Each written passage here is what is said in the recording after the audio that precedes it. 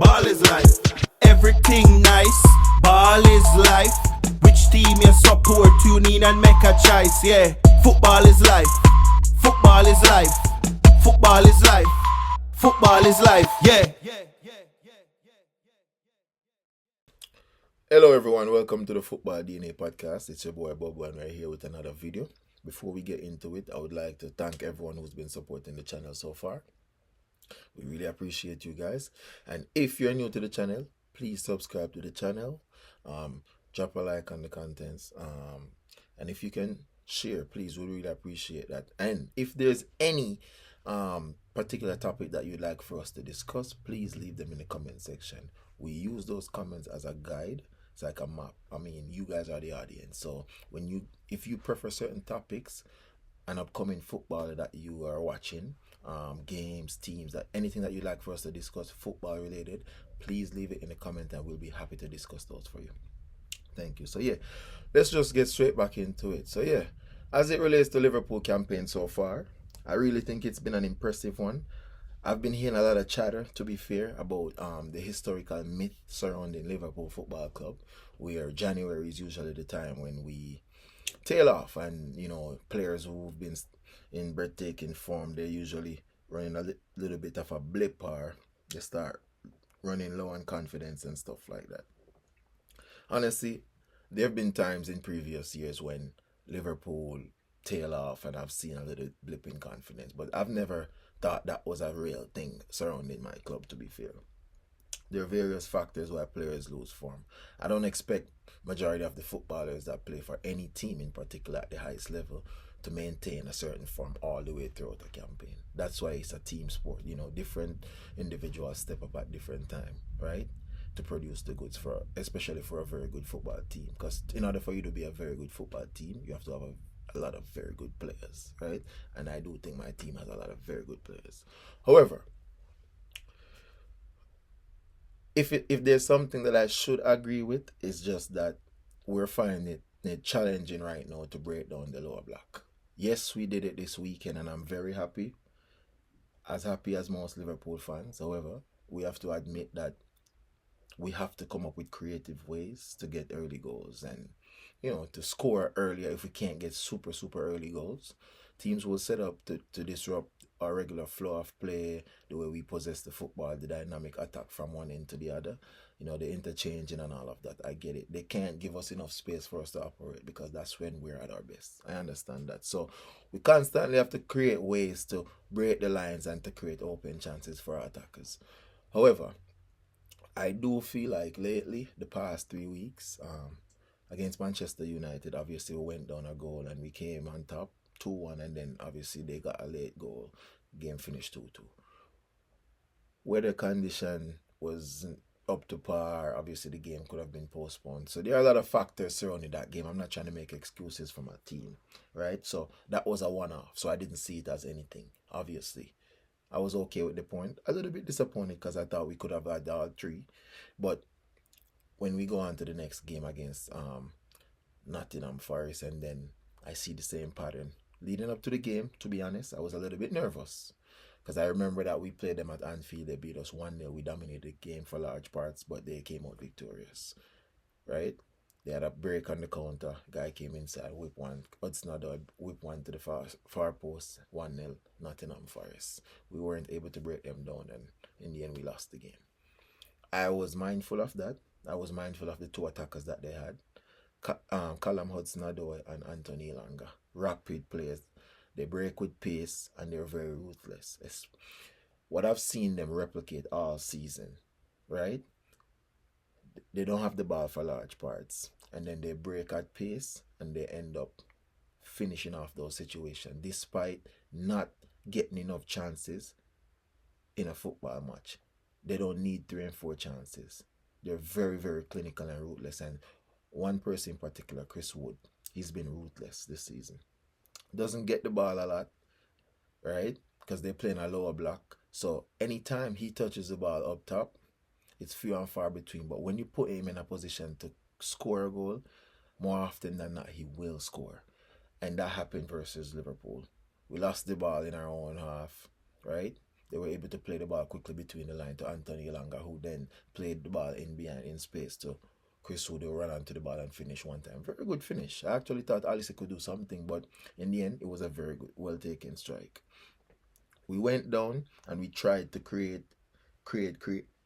They sat back, they vacated position, they gave us the ball. We kept trying to create something, and in the end, it was challenging. Honestly, I had to go to the bench. Obviously, Jota came in and we got the equalizer, right? We created enough after that to win the game. I thought we deserved to get all 3 points based on what we created. Just wasn't ruthless or clinical enough in the end, right? Away to a very good Nottingham Forest setup. I'll take a point, especially based on how they're performing throughout the season so far. I'll take a point. However, at the weekend, I saw the same problem again, where Liverpool is up against a team that defend in either 2 banks of 5 or with a complete lower block, and then runners who likes to get out on the fast break. I'm afraid that if we don't combat that issue, and I mean quickly, this could become the norm, right? Teams, even the very good teams who are used to opening up and being expansive and playing football versus Liverpool, will now give us enough respect to know that they can't go end to end or toe to toe with us, because we have enough quality to dispatch them. However, they will vacate position and tell us to break them down. We've had difficulty doing that in the past few match weeks, and I just want to know that Liverpool are working on things that's going to allow us to be creative enough, regardless of a team playing expansive or in a lower block, that we can now break them down and create chances that's going to allow us to score goals. Because that's been the Achilles heel of Liverpool in the past, to be fair.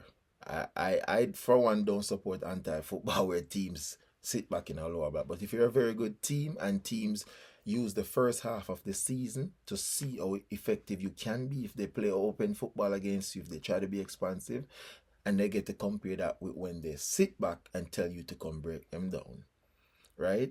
Obviously, if you go open-ended with Liverpool, end-to-end, expansive, it could be a long day. Just to the sheer ruthlessness, the control and the possession that we have in midfield, and the interchange in the offensive third of the pitch, right? We have to make sure that we come up with ways, because a lot of these teams now are seeing that it's very, very, very good tactic to set up in a lower block versus Liverpool, especially with us not having an out-and-out goal scorer at the minute, playing in the number 9 spot. I mean, Darwin Núñez came on the other day and played a really good game, had 2 really good strikes, saved us on the day, to be fair. Can he now kick on? I would love for that to happen. Jota is still suffering with injury problems, right?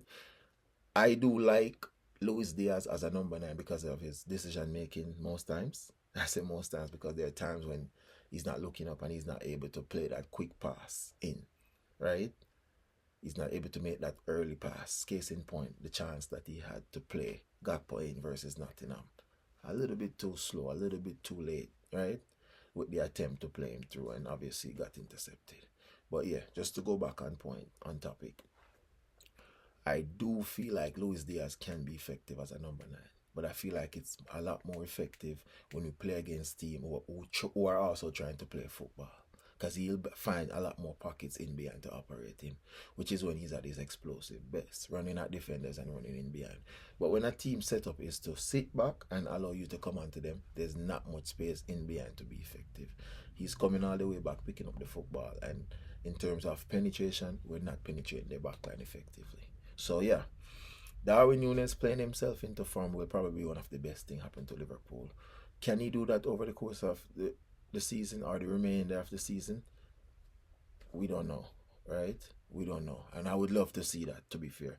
If these goals now mean that he's going to kick on and give us a good run of games or a good streak, because he can tend to be a streaky goal scorer.